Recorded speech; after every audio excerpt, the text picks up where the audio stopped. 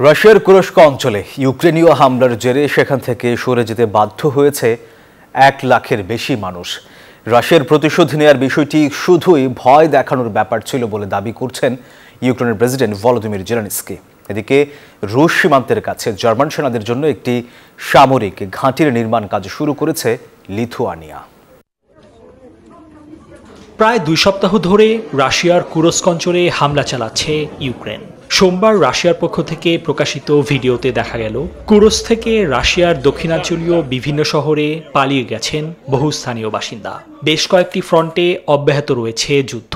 ইউক্রেনের পূর্বাঞ্চলের শহর দখলের দাবি করেছে রুশ বাহিনী। হামলা প্রতিহত করার দাবি করছে ইউক্রেনীয় সেনারাও।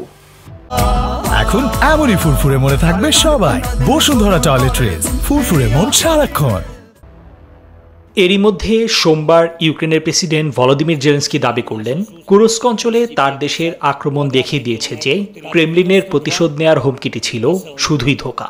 তার আমন্ত্রণে আগামী 23 আগস্ট ভারতের প্রধানমন্ত্রী নরেন্দ্র মোদী ইউক্রেন সফর করবেন বলে জানিয়েছে ভারতের পররাষ্ট্র মন্ত্রণালয়।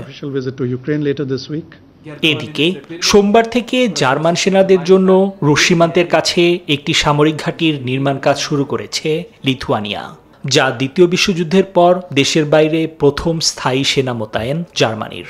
ঘাঁটিটি সম্পূর্ণ হলে এতে অবস্থান করতে পারবে প্রায় 4000 জার্মান সেনা। নিবির আমিন, নিউজ 24।